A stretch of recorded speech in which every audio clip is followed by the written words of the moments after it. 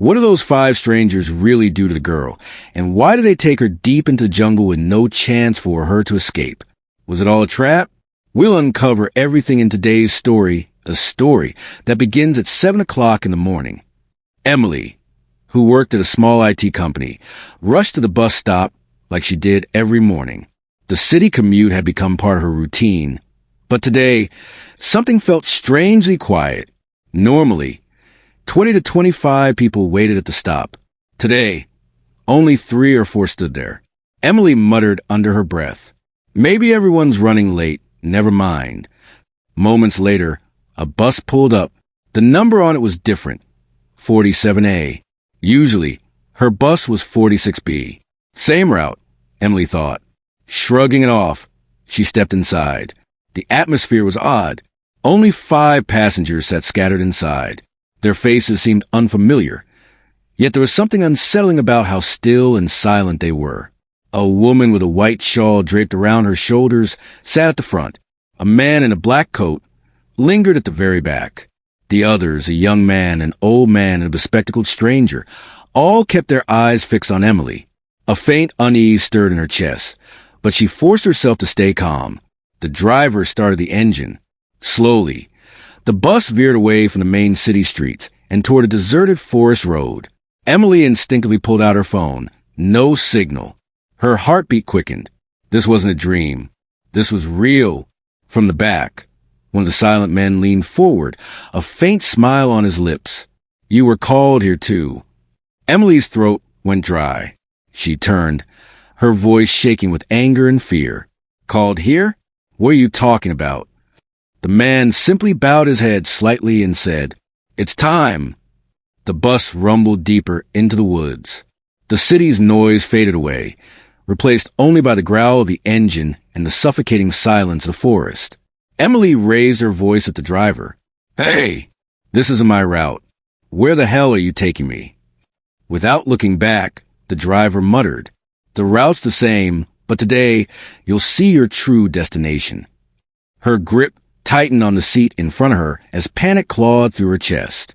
Minutes later, the bus screeched to a stop in front of an ancient, mansion-like estate. Rusted iron gates towered above, draped with broken chains. The 5 strangers rose wordlessly and stepped off. The driver finally turned to Emily and said, "Come on, they've been waiting for you." Emily's voice cracked. "No, I'm not going anywhere." But the bus door clicked shut behind her. The windows were barred with heavy grills.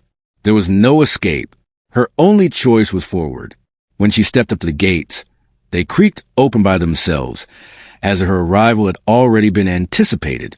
Inside, the mansion's halls were lined with burning torches, shadows stretching across the cracked stone walls. The air reeked of dust and old paper. The 5 strangers sat in a circle. In the center rested an old wooden box. The box creaked open, revealing files, photographs, and a diary. Emily's voice trembled. "What is this? Why am I here?" The woman in the white shawl lifted the diary, flipped it open, and smiled faintly at Emily. On the very first page was a photograph of Emily as a child. Emily's stomach dropped. Her breath caught in her throat. Surrounding the little girl in the picture were the same 5 strangers. Emily's eyes widened in shock. This is impossible. I've never met you people in my life." The bespectacled man stepped closer. "No, Emily, you've simply forgotten us.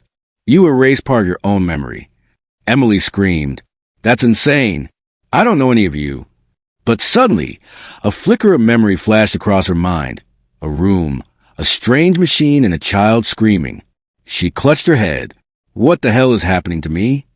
The old man finally spoke, his voice low and heavy. "Emily, you need to know the truth. You've been part of this since you were a child."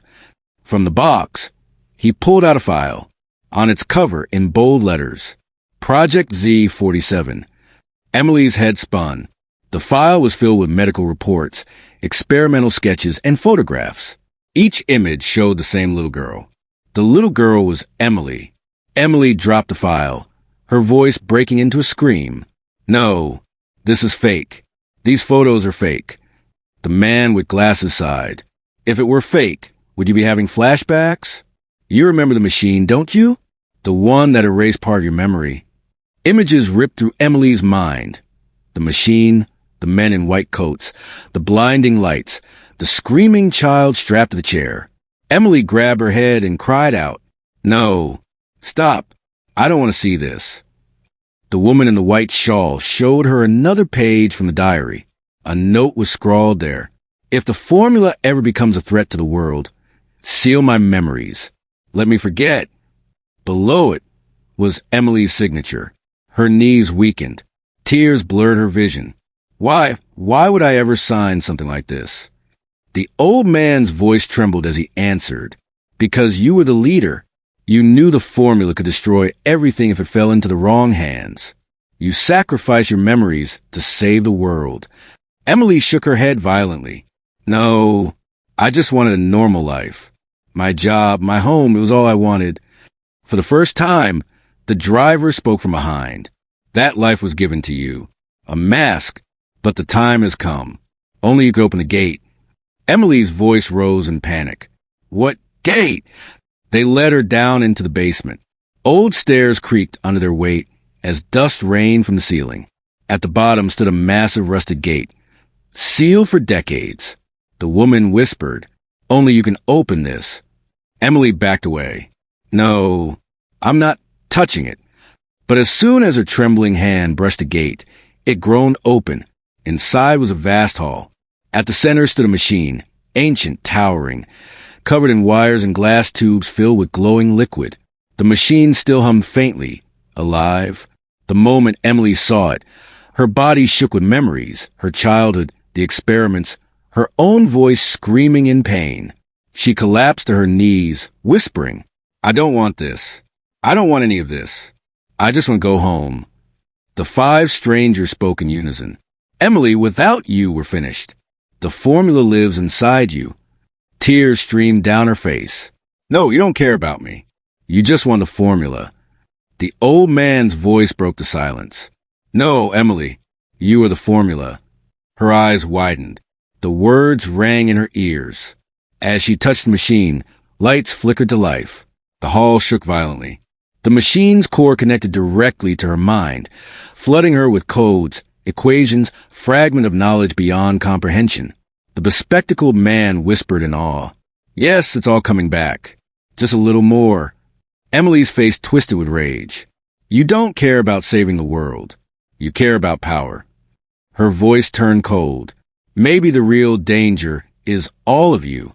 Before anyone could react, she slammed her hand against the control panel. The machine roared, its lights flaring brighter and brighter. The driver screamed, "No, if it explodes, we'll all die." Emily smiled faintly. "Exactly." The machine connected fully to her. She saw everything, her leadership, her choice to seal the formula in her own mind, her own words echoing. "If I ever remember again, don't stop me. End me." The 5 strangers froze in horror. The woman in white cried out, "Emily, don't. Give us the formula. We can protect it." Emily looked at them, her face calm now, almost serene. "I won't break my promise, and I won't hand it to anyone." Her hand pressed the self-destruct. The mansion trembled as blinding light engulfed everything. The strangers screamed, running for their lives. Emily stood still, the light reflecting in her tear-streaked face. With her last breath, she whispered, "The formula was inside me, now it dies with me." And with a deafening blast, the mansion was reduced to rubble. The forest fell silent once again. The next morning, nothing remained but ruins. No machine, no Emily, only half a burned diary page drifting in the wind, carrying a single sentence. Some secrets are meant to stay buried forever. To find out what happens next with Emily, make sure to subscribe to our channel, like this video, and write in the comments, "Emily, the next part." Until then, all the best.